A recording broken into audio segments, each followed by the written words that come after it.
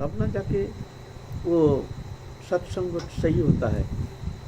हमारे अंदर कोई परिवर्तन नहीं है।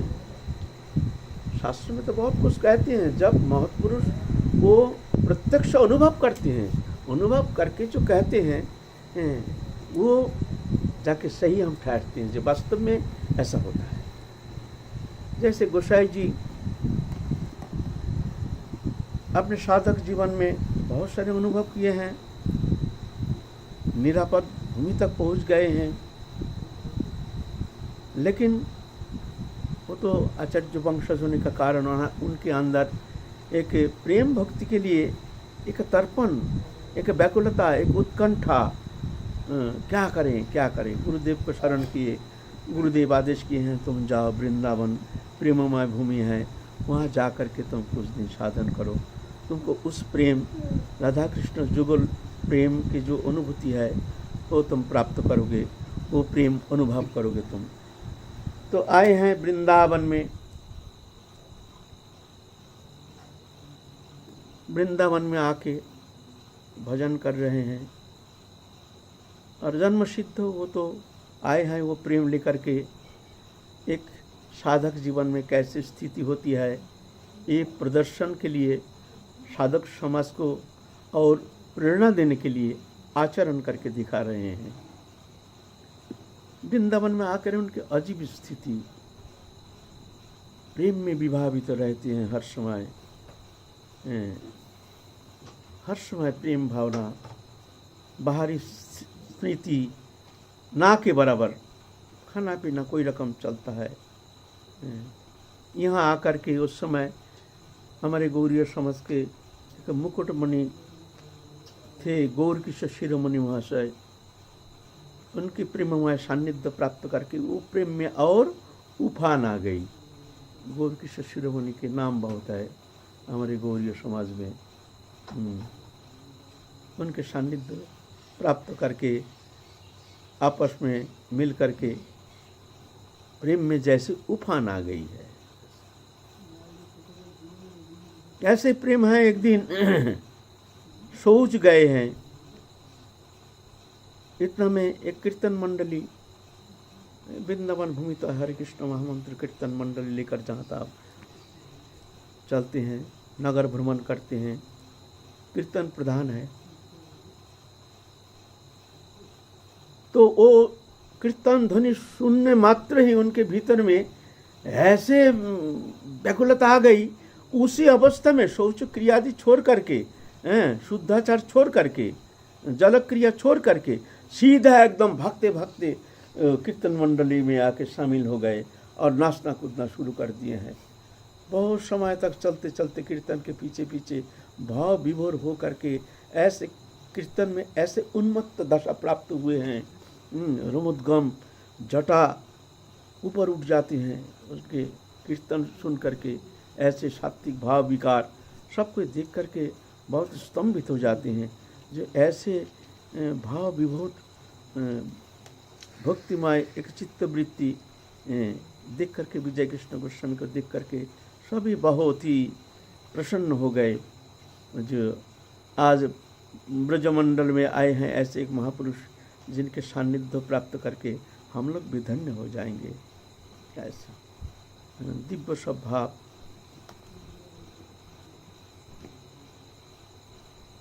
एक दिन जमुना किनार में बैठे हैं, तो वहाँ उनकी बेटी थी, कुतुपुड़ी नाम की उनकी बेटी थी, वो भी बैठी है। और गोसाई जी कुछ नहीं कह रहे हैं जमुना की तरफ। उसमें अभी तो जैसे रूखा सूखा जमुना नहीं, ऐसे जल नहीं था, उस समय बहुत पवित्र निर्मल जल था। हम भी जब 40 साल पहले आए थे, ये जमुना के जल हम पान किए, जमुना के जल हम पान किए। दिखता था नीचे रेती तक दिखता था जमुना का जल, साफ सुथरा। हमारे गुरुजी भी जमुना का जल पीते थे, जब जमुना किनारे में रहते थे, बाहर के जल नहीं, जमुना के जल छान करके घड़ा भर के रखते थे। वही सारे दिन हमारे गुरुजी वही जमुना के जल पीते थे, हम लोग भी पीते थे। बहुत मीठा, बहुत स्वादिष्ट, बहुत निर्मल पानी। लेकिन 40 साल में तो बहुत परिवर्तन आ गया है। अभी तो आचमन करने लायक भी नहीं रह गया है। क्या जाने कली युग की प्रभाव है, युग प्रभाव ऐसे हो गया। धीरे धीरे जमुना सब जो तीर्थ आदि जो है धीरे धीरे लुप्त हो जाएगा। इसकी महिमा, इसकी जो स्थिति, हम भी आके जैसे ब्रज की जो स्थिति हम दर्शन किए हैं वो स्थिति अभी है नहीं, वो वनभूमि अभी है नहीं, वो वनशोभा अभी है नहीं। पहले दिव्य वनशोभा था, दिव्याति दिव्य। हम जब पहले डुमन वन में गए, डुमन वन के शोभा देख करके हम एकदम चकित हो गए कि क्या भूमंडल में अभी ऐसे भी वनभूमि है, वन प्रदेश है, ऐसे दिव्य, अद्भुत दिव्याति दिव्य। लेकिन अभी जाओ देखो वहाँ कुछ नहीं, ना शोभा है, ना वो सरोवर है, ना वो पानी है, ना वो वनो प्रदेश, कुछ है ही नहीं। अभी तो गृहस्थी लोग आकर के वहाँ घर मकान बना करके, हम एक दिन गए, जो भाई बहुत दिन गए नहीं, डुमन वन चलेंगे, चलो थोड़ा डुमन वन, तो गाड़ी करके डुमन वन गए। जाके देखते हैं खेत है कि ये काम कर रहे हैं सब गृहस्थी लोग, कृषि लोग अपने, किसान लोग अपने काम कर रहे हैं। तो उतार दिए, बाबा उतारिए, डुमन वन आ गया। हम उतर के कहते कहाँ डुमन वन, पागल है कहीं के, ये कहाँ डुमन वन है? वो वनभूमि, वन प्रदेश, कितना सुंदर दिव्य रमणीक स्थान जो हम दर्शन किए हैं, तो यही तो डुमन वन है। अरे हमने फिर पूछा, भाई ये डुमन वन है? कहा हाँ बाबा ये तो डुमन वन है।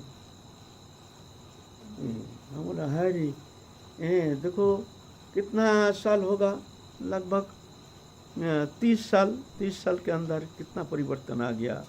वो शोभा है नहीं। जो सरोवर था, एक सुंदर छोटा सा सरोवर, उसमें कितना प्रकार के पक्षी रहते थे। गए दर्शन करने, ना पानी है ना कुछ है, एकदम सूख गया, एकदम बिल्कुल। देख करके भय लगता है। तब से हमारा मन ऐसे हट गया, हम बोला और कभी नहीं जाएंगे डुमन वन देखने, कभी नहीं जाएंगे ऐसे। तो उस समय ऐसे ही जमुना की ऐसी स्थिति थी। तो गोसाई जी बैठे हैं, विस्तृत जमुना, स्वच्छ पानी। अचानक गोसाई जी बैठे बैठे हंस करके चिल्ला उठे, अरे डूबोगे नहीं, डूबोगे नहीं, भाई नहीं, भाई नहीं, अरे डूबोगे नहीं, भाई नहीं, भाई मत करो, डूबोगे नहीं, बोलकर हंस रहे हैं। कोई नहीं है, अपने से बात कर रहे हैं, हंस रहे हैं, जम के हंस रहे हैं। तो उनकी बेटी जो थी, कहते हैं पिताजी आप हंस क्यों रहे हो? बोले ना ऐसे ही हंस रहे हैं, ऐसे ही मन में कुछ आ गया। नहीं नहीं सही बताओ, तुम बताओ, सही बताओ, तुम क्या देखा तुमने, क्या देख करके तुम हंस रहे हो? नहीं तो बताना ही पड़ेगा। वो तो हट पड़ गई, बताना ही पड़ेगा।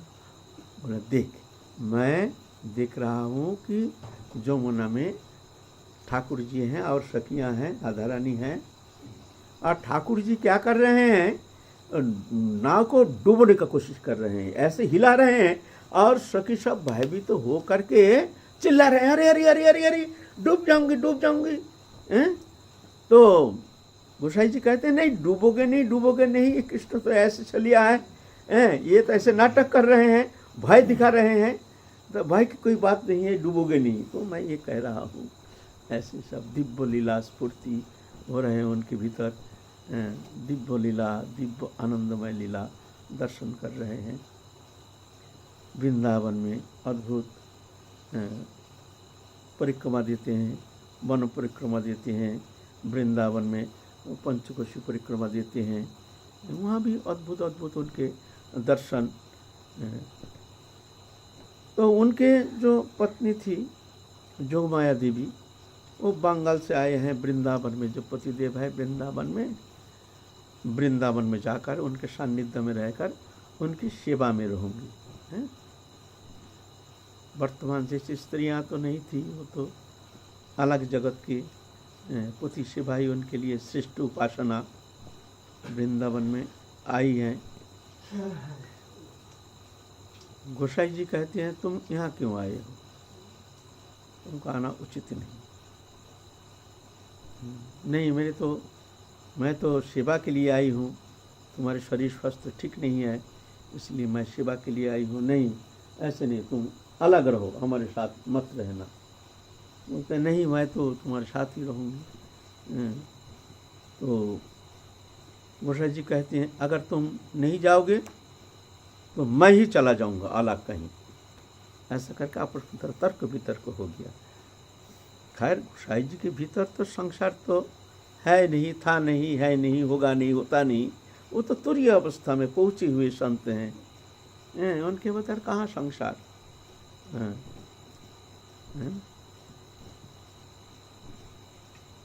तो समाज में कोई समालोचना का कारण हो सकता है, ये जान करके गोसाई जी ऐसी व्यवस्था लिए हैं। इतना में स्मरण के गुरुदेव को, ये गुरुदेव हमको धर्म संकट से बचाइए, नहीं तो लोग जन ना जाने क्या क्या शब्द कहेंगे, क्या क्या विचार लाएंगे। हम सन्यासी हैं और स्त्री पुत्र आदि लेकर के एक साथ रहना, ये तो ठीक नहीं है। गुरुदेव आप ही कुछ व्यवस्था कीजिए। और जोगमाया देवी जी बहुत उच्च कोटि के संत हैं स्त्री शरीर, लेकिन स्त्री शरीर होते हुए भी बहुत ही उच्च स्थिति है। तो गुरुदेव आए, गुरुदेव आके कहते हैं तुम चिंता मत करो, इसको हम लेके मानस सरोवर चले जाएंगे। तो उनके पुत्र है जोगजीवन कुलदानंद, उनके शिष्य हैं, गए हैं जमुना किनार। माँ चलो स्नान करके आएंगे। स्नान करने गए हैं, अब पीछे मुड़ के दिखते हैं माँ है नहीं। अरे माँ है नहीं, माँ कहाँ गई, कहाँ गई, कहाँ गई? अभी तो कहीं थी, अचानक कहाँ चली गई? तो सब आश्रम ढूंढ लिए लेकिन वृंदावन में कहीं मिले नहीं। बहुत चिंतित हो गए, क्या जमुना में गिर गई, क्या जमुना में गिर करके शरीर विसर्जन दे दिया, नहीं क्या हो गया? रोना पिटना शुरू कर दिए हैं। कुलदानंद आदि, कुलदानंद बहुत माँ बहुत स्नेह करती थी, कुलदानंद को बहुत उपदेश करते थे। और कुलदानंद भी माँ की बहुत सेवा की। रोना पिटना शुरू किए, गुरुदेव के पास गए। गुरुदेव माँ मिल नहीं रहे हैं, ना जाने कहाँ चली गई। तो गुरुदेव हंस रहे हैं। बोलते गुरुदेव आप हंस रहे हैं, ये संकट काल में आप हंस रहे हैं? बोलते ऐसा नहीं है, वो तो हमारे गुरुदेव परमहंस जी उनको लेके चले गए हैं मानस सरोवर। गुरुदेव हमको खुद कहे गए हैं हम उसको ले जाएंगे। लेकिन वो कैसे चले गए? हमारे सामने ले जाएंगे तो हमारे सामने आएंगे, हम देखेंगे, हमारे पास ही थे, अचानक देखते हैं माँ है नहीं। बोलते ऐसे नहीं, सूक्ष्म शरीर में हमारे गुरुजी आए और माँ को भी सूक्ष्म शरीर में ले गए हैं। बोले अचिंत, ये तुम भौतिक बुद्धि के द्वारा तुम विचार करके ये निरूपण कर नहीं पाओगे, ये कैसे संभव है? ये तो वो दिव्य जो शक्ति है, दिव्य शक्ति के द्वारा सूक्ष्म शरीर में ले जाने में समर्थ है ऐसे महापुरुष। इस तरह से सांत्वना प्रदान किए हैं। कुछ दिन पीछे गुरु माता जोगमाया देवी आए हैं बगल में आश्रम में। आश्रम के जो रहती थी एक मैया, आके कहते हैं जो तुम्हारे गुरु माँ हमारे आश्रम में है। कुलदानंद आदि गए हैं माँ को लाने के लिए। गोसाई जी कहते हैं तुम्हारे मैया को बुला के लाओ। तो जाके देखते हैं गेरुआ पहने, वस्त्र पहने हुए हैं, उदासीन, एकदम उदासीन, कोई विकार नहीं। आप पहले जो अपने बेटा अपनी बेटी उनके लिए जो एक तर्पण, उनके लिए चिंता कुछ है नहीं। फिर माँ को प्रणाम करके निवेदन किया, माँ चलिए आश्रम में चलिए, गुरुदेव आपके इंतज़ार कर रहे हैं, आपको स्मरण कर रहे हैं, चलिए। तो जोगमाया देवी आए हैं, बेटी भी बैठी हुई है, पुत्र बैठे हुए हैं, किसी की तरफ कोई नज़र नहीं, किसी की तरफ कोई नज़र नहीं। तो उनको पूछा गया तुम कहाँ चले गए? बोलते हमको तो परमहंस जी ले गए। बोलते ऐसे सुंदर दिव्य एक सरोवर हिमालय के ऊपर एक पर्वत के शिखर में, अद्भुत मनोरम, वहाँ अशांति नामक कोई पदार्थ है नहीं, चिंता नामक कोई पदार्थ है नहीं, वहाँ दिव्य आनंदमय, दिव्याति दिव्य। वहाँ जाके हम देखे हैं कि बड़े 7 हाथ लंबे लंबे बड़े बड़े महापुरुष वो हमारे रक्षण के लिए परमहंस जी हमको देखभाल के लिए रखे हैं, हमको बहुत दिन रखे हैं। वहाँ रह कर के हमारे मन ये भूम जगत से हट गया, अब वो दिव्य जगत में मन हमारा विचरण करती है। तो अब हमको यहाँ अच्छा नहीं लगता है। बोलते हैं बेटी जो है कुतुबुड़ी, इसके लिए थोड़ा सा मन था, वो भी उतना भी है नहीं, इसलिए हमको आना पड़ा। सबसे बड़ी बात है, मैं चाहती हूँ कि वृंदावन में मैं शरीर छोड़ूंगी। कहीं नहीं, हमको राधा रानी कृपा करके वृंदावन लाई हैं, मैं राधा रानी के पास जाऊंगी। ऐसा कह करके 2-4 दिन के अंदर ही अपना शरीर, नश्वर शरीर छोड़ करके माता जी ने राधा रानी के सौचड़ी स्वरूप प्राप्त करके नित्य लीला में प्रवेश कर गए। ऐसे दिव्य लीला प्रदर्शन किए हैं। तो गोसाई जी तो भजन कर रहे हैं, भागवत पाठ करते हैं प्रतिदिन, चैतन्य चरितामृत रोज पाठ करते हैं, चैतन्य चरितामृत। तो उनके आश्रम में एक मोटा सा बंदर आकर के उनका पास बैठता था। भागवत कथा के समय चैतन्य चरितामृत जब आस्वादन करते थे उस समय उनके पास बैठे रहते थे। कोई खाना देने से भी वो लेते नहीं थे। वो बंदर जो है एकदम चुपचाप बैठ करके कथा श्रवण करते थे, कथा के बाद चले जाते थे। तो गोसाई जी से पूछा गया, जो ये बंदर कौन है? बोलते हैं ये एक महापुरुष है। ये ब्रज में ऐसे बहुत सारे महापुरुष हैं जो पशु पक्षी रूप में आकर के ये नित्य लीला को आस्वादन करते हैं।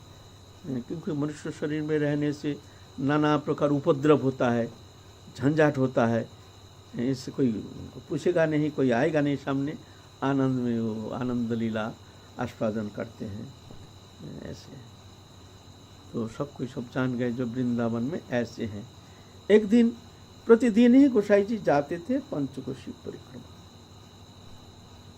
एक दिन जा रहे हैं तो देखते हैं एक साधु जा रहे हैं, उनके चलन कुछ अलग सा है, कुछ चलने का कोई ढंग नहीं है, लेकिन माला झोली लेकर जा रहे हैं। तो गोसाई जी देखते हैं बड़ा अद्भुत साधु हैं, पीछे पीछे चल रहे हैं। महाराज महाराज महाराज, लौट के देखा वो महात्मा, बोलते हैं गोसाई जी हम मनुष्य नहीं हैं, हमको प्रेत जोनि मिला है। प्रेत जोनि मिला है लेकिन आपको साधु स्वरूप है? बोलता है नहीं, हम तो भजन करते थे इसलिए साधु स्वरूप तो है, लेकिन हमने अपराध करने का कारण हमको प्रेत जोनि मिला है। हम गोविंद मंदिर के पुजारी थे, वहाँ से इधर उधर करके हमने पैसा संग्रह करके उसको अपने सेवा में लगाते थे। इस अपराध के कारण हमको ये प्रेत जोनि मिला है। गोसाई जी आप हमको उद्धार कीजिए, हमको वृश्चिक दंशन के जैसे हमको कष्ट होता है, वृश्चिक बिच्छू डांसने से जैसे कष्ट होता है ऐसे कष्ट होता है। तो बोलिए मैं आपके लिए क्या कर सकता हूँ? बोले नहीं, मेरे जो घर है बंगाल में वहाँ हमारे बहुत सारे धन संपत्ति है, आप वहाँ थोड़ा खबर भेज करके थोड़ा पैसा ला करके हमारे क्रिया कर दीजिए, थोड़ा परलौकिक क्रिया वृंदावन में, उससे हमारी मुक्ति हो जाएगी। कृपा करके आप हमको इतना सेवा कर दीजिए। महाराज हम विनम्र निवेदन करते हैं, आप ये काम कर सकते हैं, नहीं तो मैं बड़ा कष्ट पा रहा हूँ इस जोनि में। तो कहते हैं आपके हाथ में माला, अब माला करते हैं? बोलते ये तो पूर्व अभ्यास, बस पूर्व अभ्यास, लेकिन इससे कुछ होता नहीं है। ये माला से हमारा कोई कल्याण होना संभव नहीं है। ये पूर्वाभ्यास है, इसलिए जपता हूँ। आपने माला कैसे प्रयोग किया? माला माने तो भौतिक क्रिया है ना, भौतिक देखने में माला जैसे है, शरीर भी ऐसे ही है। असली में भौतिक तो भूत जो होता है वो वायुवीय शरीर है, स्थूल शरीर नहीं है। वो तो वायुवीय शरीर है, देखने में एक ऐसा लगता है, लेकिन वास्तव में ऐसा नहीं है, वो वायुवीय शरीर है। तो गोसाई जी कहते हैं ठीक है, आप चिंता मत कीजिए, मैं खबर लेकर के अपना देश से पैसा ला करके मैं कोशिश करूँगा, आपका ये प्रेत जोनि से मुक्त होने के लिए मैं अवश्य कोशिश करूँगा। गोसाई जी बहुत दयालु थे, बहुत कृपालु थे। वो जा कर के उनके मंदिर में खबर लिए हैं, खबर लेकर के उनका जो परिवार है उनको खबर लेकर घर से पैसा मंगा करके उनके लिए श्राद्ध शांति किए हैं वृंदावन में। फिर जग और देखे नहीं है। ऐसे वृंदावन में बहुत देखने में आएगा। एक बार गोसाई जी जा रहे थे परिक्रमा और देखते कीर्तन मंडली जा रहे हैं। अरे कीर्तन मंडली, रात 2 बजे, चंद्रमा, रात्रि, समय का कोई पता नहीं, घड़ी उड़ी तो था नहीं। चल दिए हैं परिक्रमा करने के लिए। और देखते हैं इतनी सुंदर कीर्तन मंडली पीछे पीछे चल रहे हैं। गोसाई जी भी चल रहा है, जितना आगे चलते हैं वो और आगे निकल जाता है। गोसाई जी दौड़ रहे हैं तो वो भी उतना ही दूर। दौड़ते दौड़ते हैरान होकर दिखता है अचानक कुछ नहीं है, कोई कीर्तन मंडली ना कुछ, जंगल का रास्ता कुछ नहीं, कोई आवाज़ नहीं, कुछ नहीं। भौतिक क्रिया है। इस तरह से वृंदावन में अभी भी देखने में आता है। जो साधु संत या मान लो ऐसे भी बहुत बड़े जो भजन करते हैं, लेकिन ऐसे कुछ अपराध बन जाता है, संत अपराध ऐसे कुछ बन जाता है, जिस कारण कभी कभी इस तरह से उनको अधोगति होने का कारण इस तरह से प्रेत जो नहीं मिलता है। वो लोग कीर्तन करते हैं, देखने में कीर्तन जैसे, लेकिन कुछ नहीं, सब भौतिक क्रिया। गोसाई जी है, देखो इस तरह से गोसाई जी वृंदावन में रह रहे हैं। और वृंदावन का अद्भुत अनुभव, एक दिन जिस आश्रम में रहते थे उस आश्रम के पास ही एक अच्छा सुंदर नीम का वृक्ष था। नीम का वृक्ष,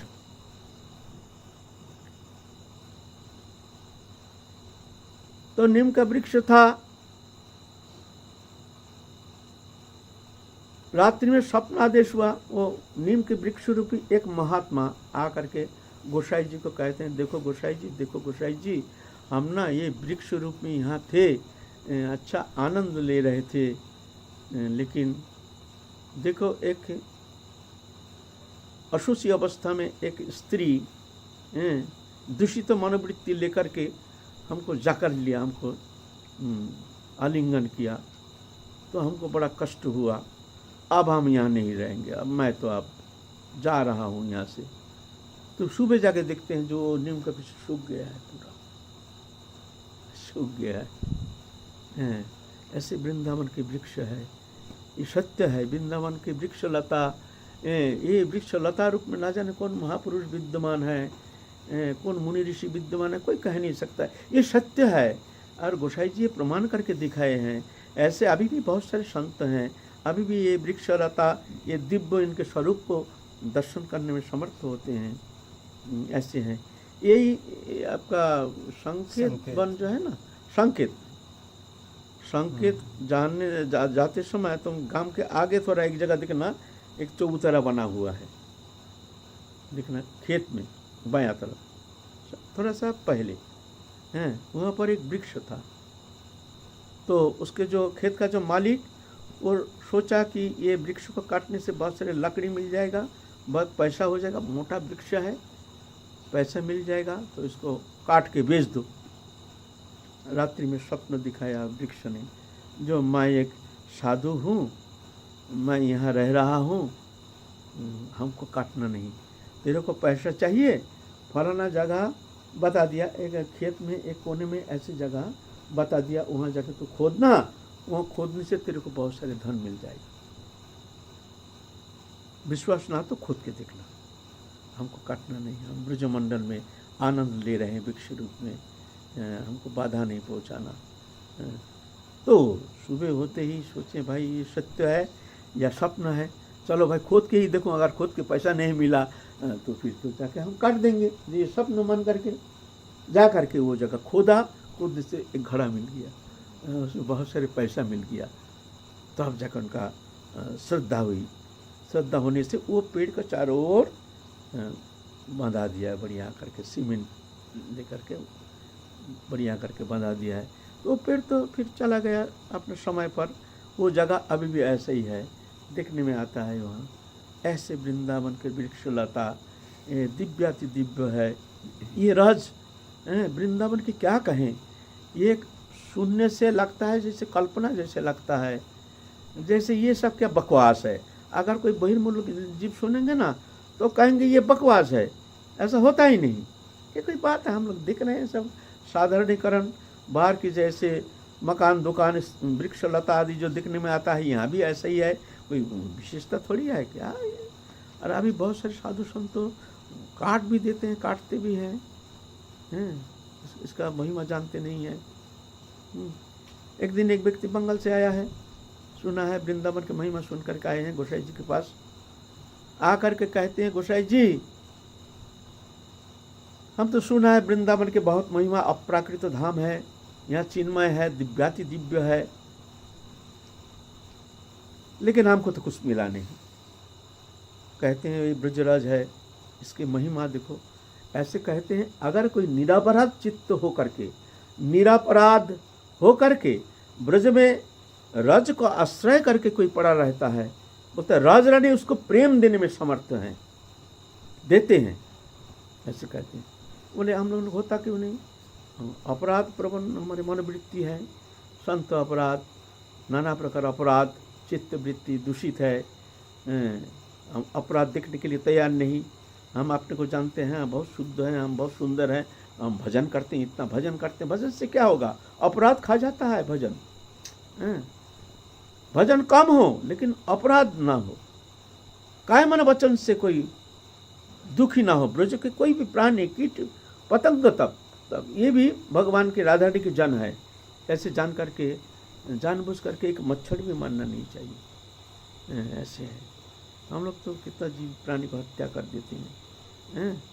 तो आए हैं, कहते हैं गोसाई जी हम तो वृंदावन में आए हैं, कुछ तो हुआ नहीं। बोलते कैसे नहीं हुआ, बोलते क्या कुछ अनुभव नहीं। बोले ये राज रानी देखते हैं, साक्षात साक्षात भगवान के ये चरण रेणु है।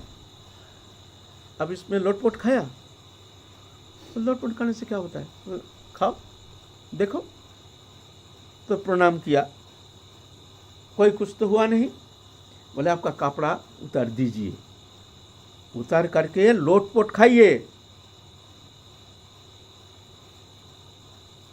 कपड़ा खोल दिया, खोल करके ब्रज रज में लोटपोट खाया, कुछ हुआ नहीं। तो और एक बार लोटपोट खाइए, 2 बार खाए, बोलते कुछ हुआ नहीं, आप झूठ बोलते हैं। तो ठीक है और एक बार खाइए। तीसरा बार जब लोटपोट खाया, इतना रोना शुरू कर दिया, हा कृष्ण, हा श्याम सुंदर, हा गोविंद, हा माधव बोल के ऐसे रोना शुरू कर दिया है। सत्य घटना है, ये ब्रजरस की ऐसी महिमा है, लेकिन हम मानने के लिए तैयार नहीं। हम ब्रजवास करते हैं, ब्रज में आए हैं, लेकिन ब्रज के महिमा संबंध में हमारा कुछ धारणा नहीं है। ना ब्रज के रस के प्रति, ना ब्रजवासी के प्रति, ना ब्रज के वृक्ष लता के प्रति हमारे को इतना श्रद्धा है। ये सब कारण से हमको कुछ दिखता नहीं है, ना कुछ अनुभव होता है। लेकिन ऐसे महापुरुष तो अनुभव करके गए हैं, हमारे लिए रख गए हैं निदर्शन। तो तुम भी ये पदांक को अनुसरण करके तुम भी आगे बढ़ो, तुमको भी मिल जाएगा। जय जय श्री राधे, फिर खास चलेंगे।